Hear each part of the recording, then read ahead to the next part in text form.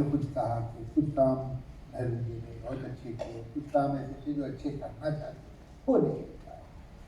इन दोनों बातों से जहाँ वो नाकाम हुए कि जो करना था वो नहीं हो पाया किसी भी वजह से, और वो जो करना था और हुआ, जैसे कि आपने नहीं बताया कि इसको ये शिप्ला डॉक्टर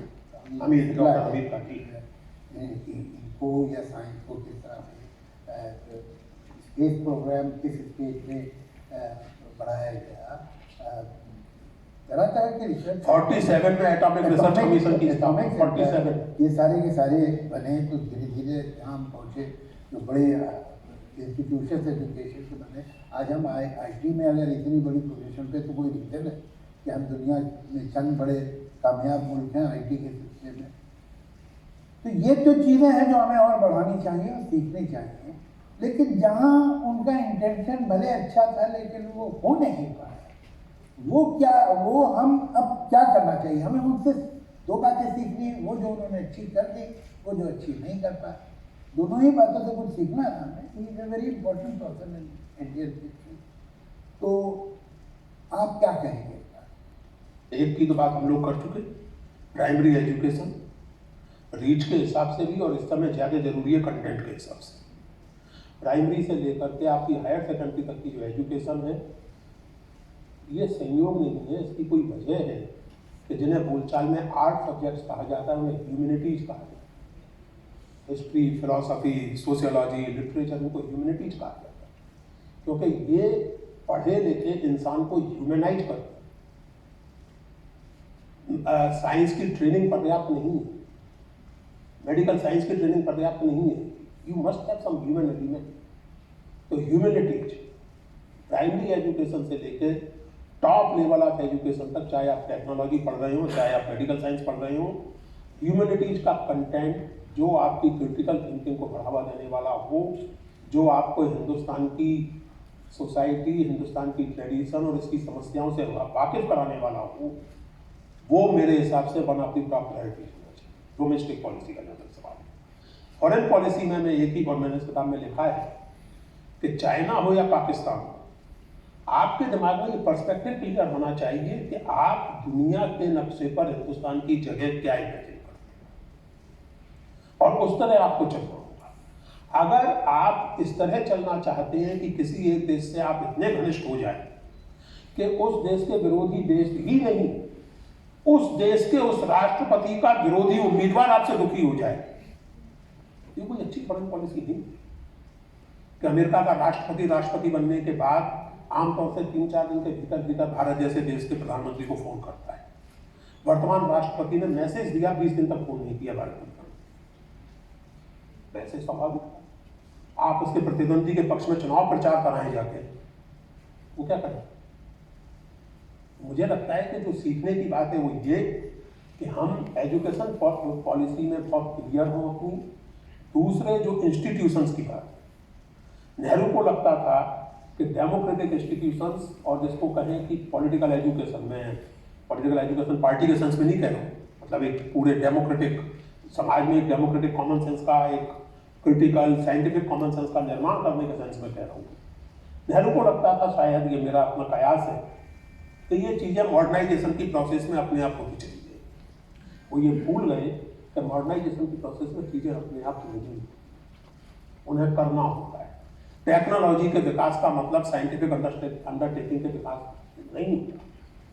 टेक्नोलॉजी के इस समय जो स्थिति है, एक चुटकुला मैं आपको सुनाऊं, आप सब लोगों ने वो वीडियो देखा होगा, नहीं देखा होगा तो देख लीजिएगा। एक स्वामी जी है जो आजकल कैलाशवासी हुए, उनका एक वीडियो साहब मैंने देखा, मैं देख के दंग रह गया उसमें।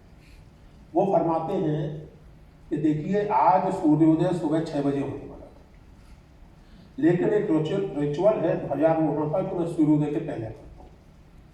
आज मुझे देर हो गई किसी वजह से, तो वो मैंने रिचुअल मेरा देर हो गया, तो मैंने सूरज से कहा कि खबरदार अभी मत उदय हो, और आप देख लीजिए उठा करके आज सूरज आधे घंटी देर से वहां। और वो सब पढ़े लिखे लोग हैं, ज्यादातर साइंस और टेक्नोलॉजी वाले लोग हैं, पढ़े लिखे हैं। इसका प्रमाण ये है कि स्वामी जी केवल अंग्रेजी बोलते हैं। हिंदुस्तान में जाहिर है कि आप बेवकूफ हो, लेकिन अंग्रेजी जानते हो तो पढ़े लिखे हैं। तो वो सबके सब अंग्रेजी वाले जो है वो तालियां बजा रहे हैं स्वामी जी की ये बात सुन के। सोचने लगा कि यार आस्था और भावना तो सब अपनी जगह ठीक है, इन महानुभावों को इतना नहीं मालूम है कि सूरज का उगना और डूबना ये लैंग्वेज का मेटाफर, वो धरती के घूमने से होता है, और धरती का घूमना एक नैनो सेकंड के लिए रुक जाए तो वहां पर स्वामी जी ने तो 30 मिनट के लिए रोक दिया। नोबडी इज फीलिंग डिस्गस्टेड और स्कैंडल। ये मैं मानता हूं कि इस मुल्क के लिए सबसे बड़ी चिंता का विषय। और दूसरी जो चीज जो किसी से डेमोक्रेटिक टेम्परामेंट, डेमोक्रेटिक इंस्टीट्यूशंस, उनको और मजबूत करने की जरूरत है। 2014 में बहुत से हमारे मित्रों को लगता था, जाने माने सोशल साइंटिस्ट और सब लोगों को मैं नाम नहीं लेना चाहता किसी का, कि साहब कोई भी आ जाए, डेमोक्रेटिक इंस्टीट्यूशंस इस देश में इतने मजबूत हो चुके हैं कि नहीं कुछ हो सकता। आप देखते जुडिशरी से लेकर ब्यूरोक्रेसी तक, ब्यूरोक्रेसी से लेकर fourth pillar of democracy that is press, तो कहाँ पहुंचेंगे democratic institutions? This is something which I think we can learn from the mistakes and achievements of that period. No doubt mistakes. He committed lot of mistakes, undoubtedly. लेकिन mistake के साथ उस सोच की मूल दिशा सही थी या गलत, मेरा सवाल। और मैं फर्मली मानता हूं कि वो मूल दिशा बिल्कुल सही। उसको आप फाइन ट्यून कर सकते हैं, जैसे जावेद साहब ने पहले ही कहा कि बहुत हम दोनों के बीच में डिसएग्रीमेंट रेयर, कभी शायद होता नहीं।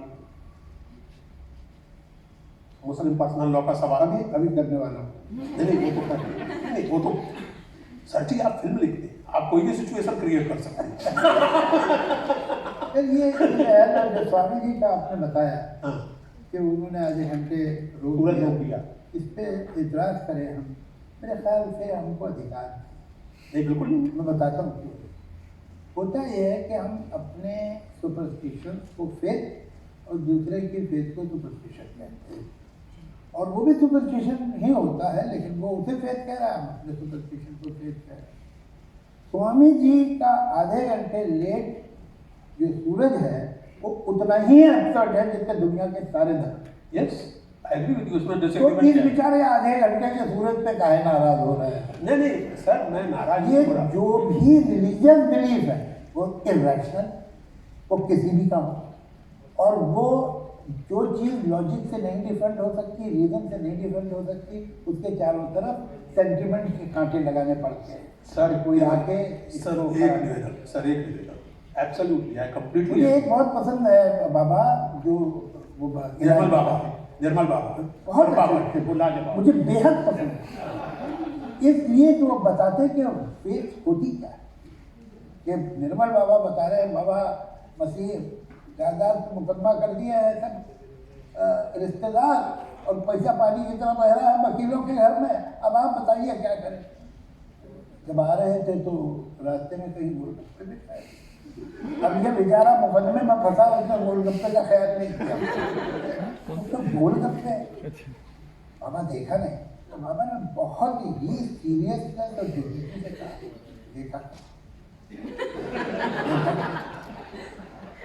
4 गोलगप्पे मंगलवार को खाओ, 4 किसी को खिला दो, तो अच्छा इस पर हम हंस रहे हैं, और काला बकरा काट के मुकदमा जीत जाएंगे, और डोरी बांध के एक जाली में मुकदमा जीत जाएंगे, और एक नारियल तोड़ के जीत जाएंगे।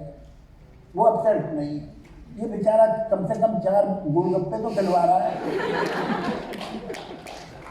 नहीं, इसमें कोई डिसएग्रीमेंट की बात नहीं है। देखिए, ये जो रैशनल और फेथ की बात है, मैं इसको थोड़ा सा इस तरह लेता हूँ कि आप